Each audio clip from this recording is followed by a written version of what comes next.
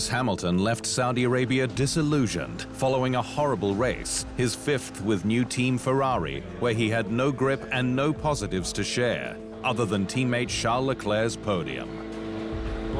Hamilton started and finished seventh, with his first stint on the mediums producing massive understeer and degradation, while his second on the hard tyres was slightly better, though without pace.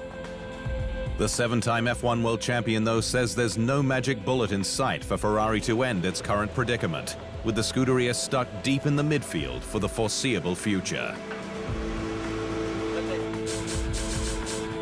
At the moment, there's no fix, so this is how it's going to be for the rest of the year. It's going to be painful, he said. Hamilton's high point with Ferrari so far has been his sprint win in China.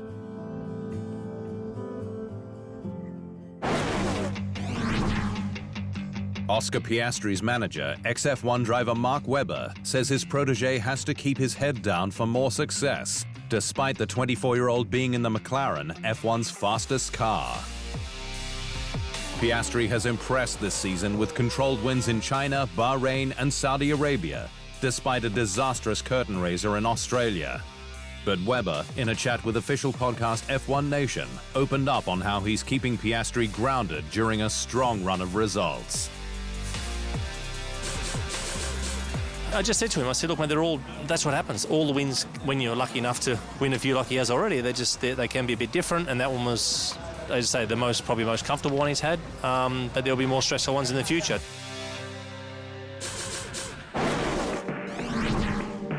Red Bull boss Christian Horner has blamed the team's current plight with its RB21 on a wind tunnel correlation issue, which he says is like telling the time on two different watches. Red Bull is languishing this year, despite Max Verstappen scoring 3 podiums, including a win in Japan from the first 5 races via his considerable talent, with braking and balance issues a concern. But while Red Bull knows it's down to its 70-year-old wind tunnel in Bedford, the pressure is on to sort it, with a replacement not ready until 2027, and Verstappen a flight risk based on exit clauses. Horner, though, says the car's issue is at least diagnosed. It's the entry phase into the mid-corner that needs addressing and giving him the ability and grip and confidence, he said. Mercedes struggled in Saudi Arabia, but hailed George Russell's drive in Bahrain as the greatest of his career, with the Brit able to hold off McLaren's Lando Norris for second despite a compromised car. Russell's timing transponder failed from half distance, which affected his DRS, while he also suffered brake-by-wire issues, both of which required manual override and a deft touch behind the wheel. One that the team marveled over in the race's aftermath.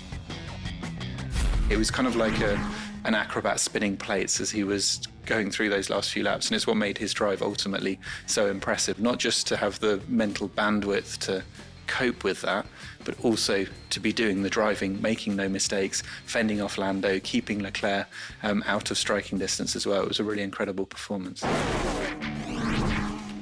Pierre Gasly reiterated in Saudi Arabia that he could be world champion at Alpine next season, given the potential and plans of the team to make the most of the regulation revamp.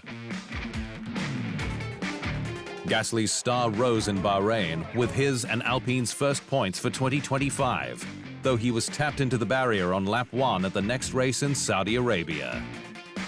Alpine, though, is building its capabilities for F1's next era, with the technical assault led by David Sanchez and a Mercedes customer power unit to provide cheaper, boosted grunt. And it's a combination that Gasly believes will prove successful over and above Alpine's top team rivals.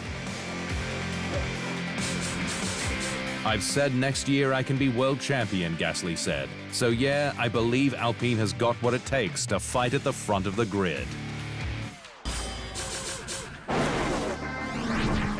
Aston Martin's two-time world champion Fernando Alonso has revealed his race preparation is as intense as ever despite an uncompetitive car, with the Spaniard still doing his own exhaustive research. Alonso's commitment to racing excellence is legendary. But while the 43-year-old's last podium was Brazil 2023 and his last win Spain 2013, he's not slowing down in the twilight of his career.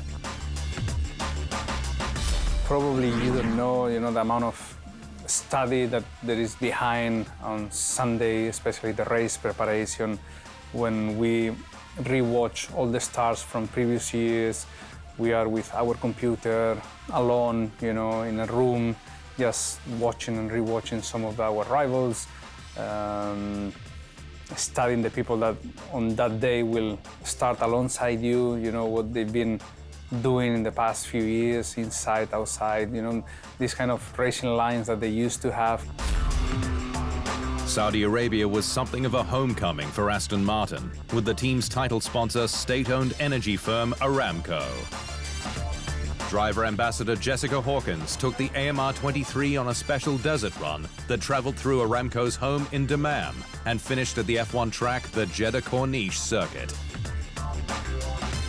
Alonso's helmet for the Saudi Arabia race was also unveiled, with the local artist Sara Turkestani winning the design competition.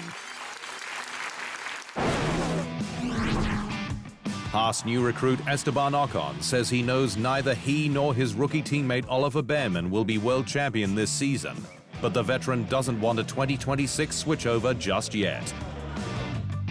Ocon arrived at Haas late last year with a run in the now traditional Abu Dhabi postseason test.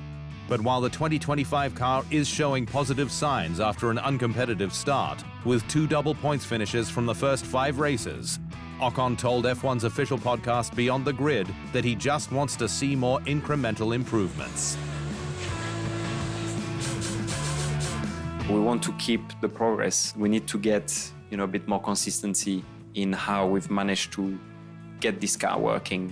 It seemed to be a very narrow window. We need to make that a bit wider. But I got a great team behind me, and people are pushing in the same direction that I'm pushing, and it feels great,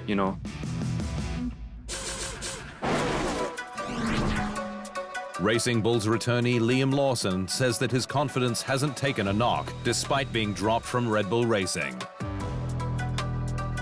Lawson was demoted to Red Bull's second team just 2 races into his tenure, following Q1 and SQ1 exits in both Australia and China, with the squad blaming it on a downward spiral.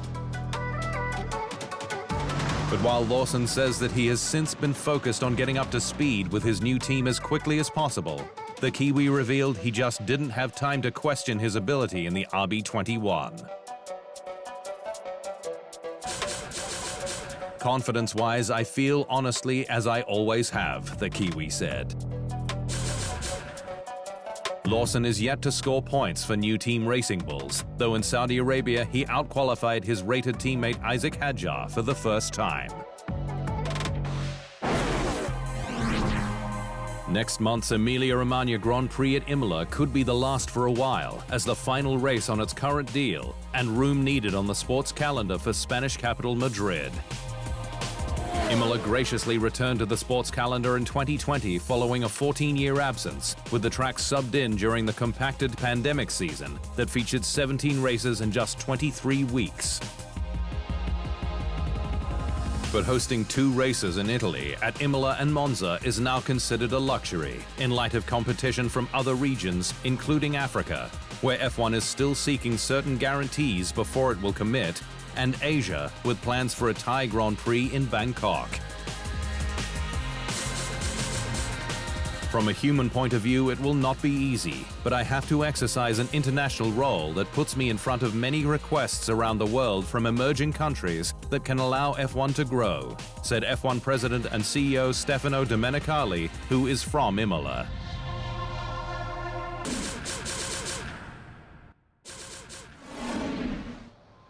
Thanks for watching. To stay up to speed on all things Formula One, make sure you hit the subscribe button.